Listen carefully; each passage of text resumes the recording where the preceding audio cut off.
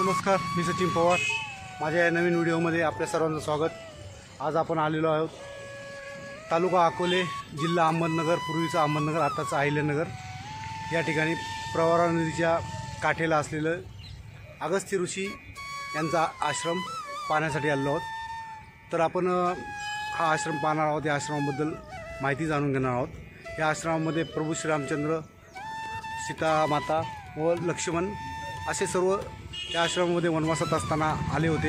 ही ती पुण्यभूमी, ही ते पुण्य ठिकाणे माझ्या पाठीमागे पाहू शकता मित्रांनो. तुम्ही जे मंदिर दिसते तो हाच आश्रम. तर आपण आता जाऊन तिथे पाहणार आहोत. तर जे कोणी माझा व्हिडिओ पाहत आहेत ते सबस्क्राईब नसेल केलं तर कृपया आपण माझ्या चॅनलला सबस्क्राईब करू शकता. माझं चॅनल आमचा महाराष्ट्र. तर चला मित्रांनो, आपण आश्रम पाहूया, मंदिर पाहूया. ऋषी उत्तरेतून दक्षिणेत आले. तर जे उत्तरेतून काशीमधून आले, आज त्या ठिकाणी अगस्त्य कुंड असे म्हणतात, आणि ते दक्षिणेकडे आले. इथे पूर्वी या ठिकाणाला दंडकारण्य असं म्हटलं जायचं. ह्या दंडकारण्यात अगस्त्य ऋषींनी आपला आश्रम स्थापन केला. मित्रांनो, भारतात अगस्त्य ऋषींचे अनेक आश्रम आहेत. त्यातील एक महत्त्वाचा आश्रम म्हणजे हे ठिकाण पाहू शकता तुम्ही. इथे दंड नावाचा राजा राज्य करत होता. त्या दंड राजाने शुक्राचार्यांच्या मुलीसोबत काहीतरी चुकीचा प्रकार केल्यामुळे शुक्राचार्यांनी शाप दिला आणि हे पूर्ण दंडकारण्य निर्जन झालं. तर ह्या निर्जन झाल्यामुळे इथे प्रभू श्रीराम वनवासाला आले. अगस्त्य ऋषींनी ते आश्रम स्थापन केला. आणि प्रभू श्रीराम जेव्हा वनवासात आले तेव्हा ते अगस्त्य ऋषींच्या आश्रमामध्ये आले. अगस्त्य ऋषींना भेटले. अगस्त्य ऋषींकडून त्यांनी काही विद्या प्राप्त केल्या, ज्ञान प्राप्त केलं. आणि अगस्त्य ऋषींनी त्यांना एक असा भाता जो दिला का त्यातले बाण कधीच संपत नव्हते, असा त्यांनी एक भाता दिला त्यांना. हे पहा मित्रांनो, मंदिराच्या बाजूला ते भुयारे जे इथून नाशिकला निघते. आपण जवळ जाऊन पाहूयाच ते. मित्रांनो, अगस्त्य ऋषींनी अगस्त्य संहिता हा ग्रंथ लिहिला होता. त्या ग्रंथामध्ये त्यांनी वीज निर्मिती कशी करायची, परत उडणारे हॉट बनवून यांची माहिती या ग्रंथामध्ये त्यांनी दिलेली आहे. ते आजही उपलब्ध आहे. पुराणात असे म्हटले जाते अगस्त्य ऋषींनी समुद्र पूर्ण गिळला होता. तर ती कथा अशी आहे, देव आणि दानव, कालिके म्हणून दानव होते, त्यांचं युद्ध चालू होतं. तर हे कालिके जे दानव होते ते दिवसा सूर्यप्रकाशाच्या उजेडामध्ये देवांशी युद्ध करायचे आणि रात्रीचे ते समुद्रात जाऊन बसायचे. त्यामुळे ते पराजित होत नव्हते. त्यानंतर सर्व देवांनी अगस्त्य ऋषींना विनंती केली आणि अगस्त्य ऋषींनी तो जो समुद्र आहे तो पूर्ण पिऊन घेतला. पिल्यानंतर समुद्र पूर्ण प्राशन केला. समुद्राचं पाणी पूर्ण प्राशन केलं. पाणी प्राशन केल्यानंतर ते दानव बाहेर दिसायला लागले. त्यानंतर बाहेर दिसल्यानंतर देवांनी त्या दानवांचा वध केला, नाश केला, अशी पुराणामध्ये एक कथा आहे.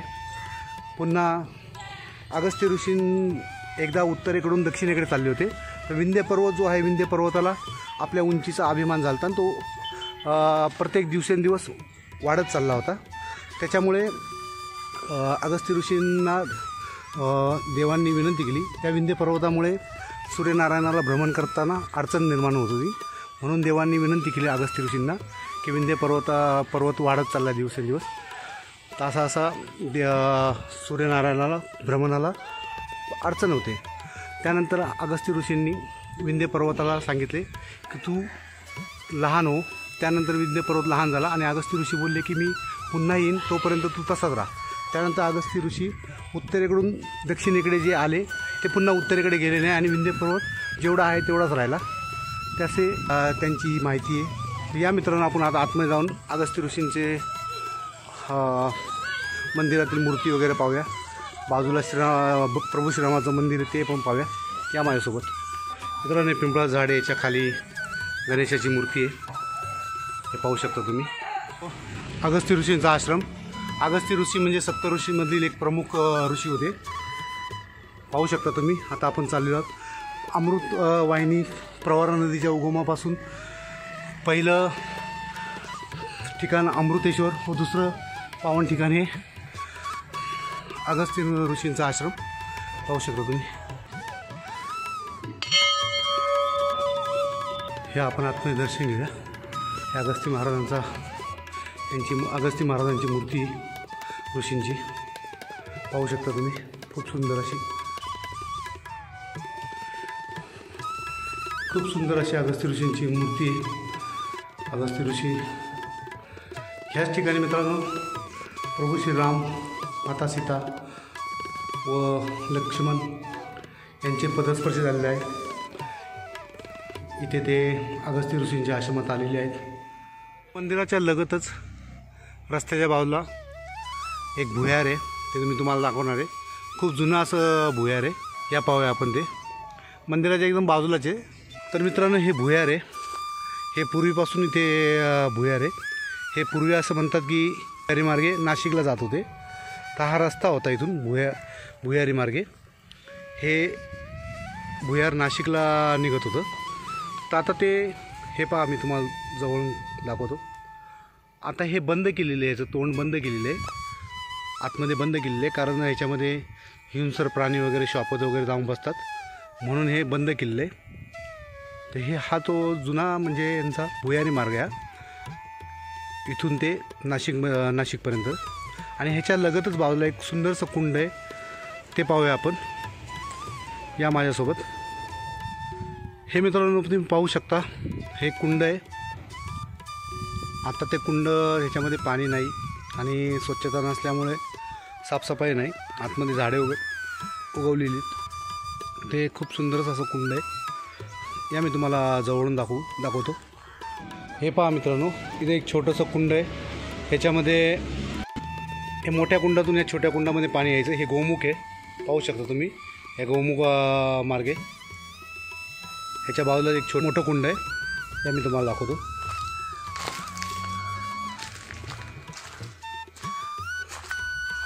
हे पहा मित्रांनो, हे खूप असं मोठं कुंड आहे. ह्याच्यामध्ये पाणी पण आहे, परंतु गवत वगैरे वाढलेलं आहे, त्यामुळे आतमध्ये जाऊ शकत नाही.